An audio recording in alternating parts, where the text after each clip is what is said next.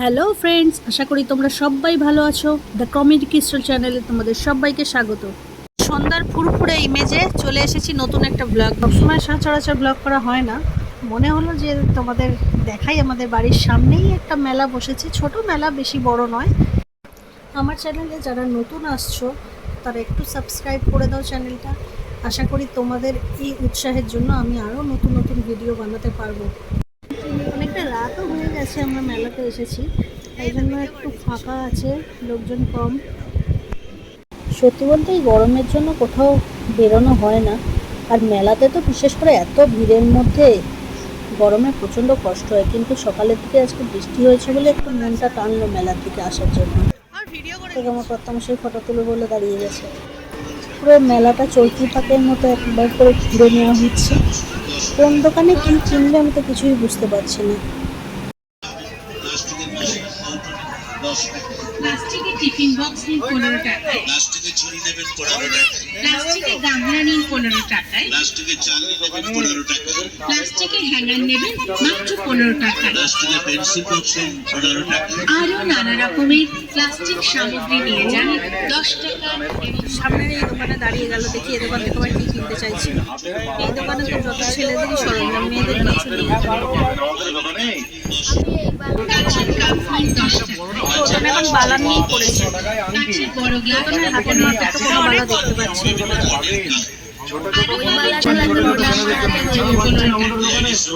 পাগল, ওই বালাটা অনেক বড়, এটা বড়দের হাতে, তোর হাতে হবে না।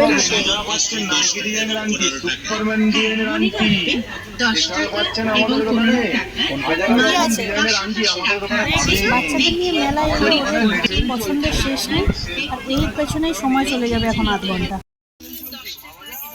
চারিদিকে শুধু স্লোগান দিচ্ছে, সেল সেল সেল, হরেক মাল 10 টাকা, 15 টাকা, 20 টাকা।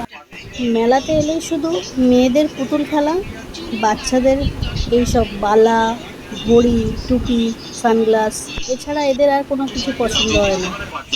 যার শেষ পিস নেওয়া হয়েছে, হাতে বালা পরাও হয়ে গেছে। তোমার পছন্দ হয়েছে বালা?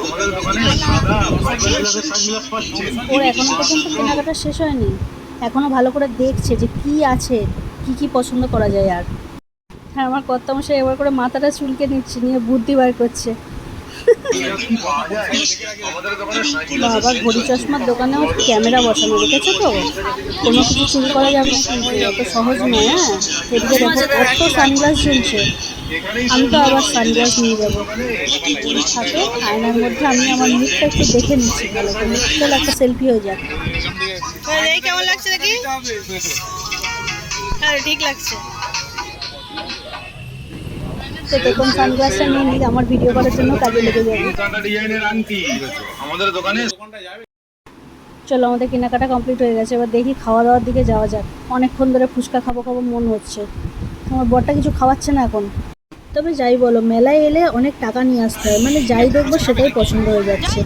আর আমাদের মেয়েদের ক্ষেত্রে তো জানোই, সংসারে সব রকম জিনিস থাকার সত্ত্বেও কিন্তু আবার নতুন করে সব কিছু কেনার মন হয়। এই দিকটাতে দেখছি পুরো সিটি গোল্ডের হার, চুড়ি, কানের। তুই কি খাবি সেটা বল। ডিসিশন নিতে পারছে না। তুই কি খাবি বল। এগরো ফুচকা, চল আমি ফুচকা খাবো। তবে যাই বলো, ফুচকা দেখে কিন্তু লোভ সামলানো যায় না। তোমরা কারা কারা ফুচকা খেতে ভালোবাসো আমাকে কিন্তু কমেন্টে অবশ্যই জানাবে। আমি একটু স্কিপ করছি, আগে ফুচকাটা খেয়ে নিই, তারপর আবার আসছি। তো সরি ফ্রেন্ডস, ফুচকা খাওয়ার সময় আমি ভিডিও করতে পারিনি, কারণ একার দ্বারা ক্যামেরা ধরে ফুচকা খাওয়া ইম্পসিবল। তো আমার জন্য যেহেতু ফুচকাটা খাওয়া হয়েছে, তো তোতনের জন্য এবার এগরোল খাওয়ার দরকার আছে, কারণ ও অনেকক্ষণ আগে থেকেই বলে দিয়েছে যে আমি এগরোল খাবো। তোমরা যারা এখনও পর্যন্ত আমার ফেসবুক পেজটা ফলো করোনি, তো আমার ফেসবুক পেজটা একটু ফলো করে দিও, দ্য কমেডি ক্রিস্টাল। আর কুহেলি দাস সর্দার হচ্ছে আমার মেন আইডি। আমাদের রোলটা অর্ডার দিয়ে দিয়েছে, ওই দাদা এখন আমাদের জন্যই রোলটা বানাচ্ছে।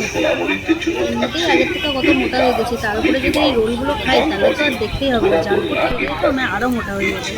বাইরেটা হালকা হাওয়া দিচ্ছে বলে আমরা দাঁড়িয়েছিলাম, তো ভিতরে গিয়ে বসলাম। এসে গেছে আমাদের রোল এখানে। ওর মনে হয় খুব জোর খিদে পেয়ে গেছে, ওর ভাগেরটা আগে থেকে তুলে নিচ্ছে। আরে বাবা, তোমার ভাগেরটা কি আমি খেয়ে নেবো? ঠিক আছে, ফুচকা খেতে খেতে ভিডিও করা যায়নি, কিন্তু রোল খেতে খেতে তো ভিডিও করা যেতেই পারে, অসুবিধা নেই। টেস্টটা ভালো করেছে, যেমন গরম তেমন মুচমুচে। গরমে তো এখন বসে আছে, ভাবছে একটু ঠান্ডা হোক তারপর খাবো। খুব দিচ্ছে রে বেচারা,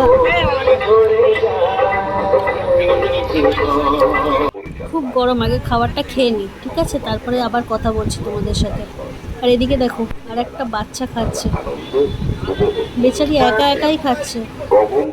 মাঠটা কিন্তু তেমন বেশি বড় নয়, কিন্তু অনেক রাইডস বসেছে। তো ছোটোবেলায় যদি ফিরে যেতাম তাহলে এই হেলিকপ্টারটা আমি চড়তে পারতাম, কিন্তু এখন যদি আমি এটাতে বসি তাহলে এটা আর আসতে থাকবে না। এইদিকে তো এই বেচারা একাই লাফিয়ে যাচ্ছে। দোলাওয়ালা দাদা কি ভাবছে মাথা চুলকে, যে এই হেলিকপ্টারটা আমি বসবো? না দাদা, ভয় পাবেন না, আমি বসছি না, আমি পালাই বাবা। এদিকে গান শ্যুট করতে এলাম, দেখলাম গান শ্যুট করবো ঠিক আছে, কিন্তু এদিকে শুধু চুবড়ি আর চুবড়ি। আমি চুবড়ি নিয়ে কী করবো শুধু এত? আর এত রাত হয়ে গেছে, ড্রাগন দোলাও কেউ চড়ছে না। মেলাটা ফাঁকা আছে, এই ফাঁকে কিছু ফটোশ্যুট করে নিই। দেখে এতক্ষণ ধরে আমি সবার ভিডিও করেছি, কিন্তু আমার ভিডিওটা কেউ তুলে দেয়নি। তো অগত্যা আমার ভিডিওটা আমার নিজেকেই শ্যুট করতে হচ্ছে।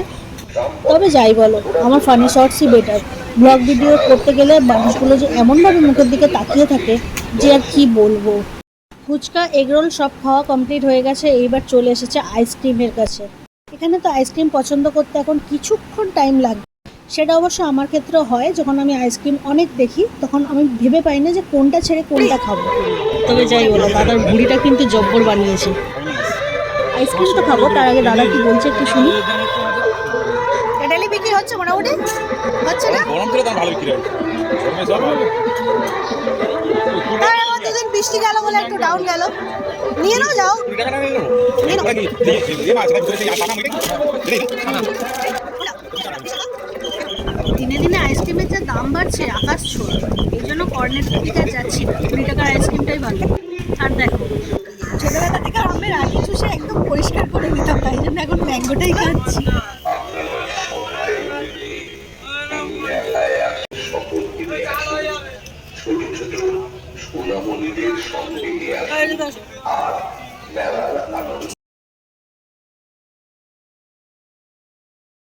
শেষ, না সব বন্ধ হয়ে যাচ্ছে।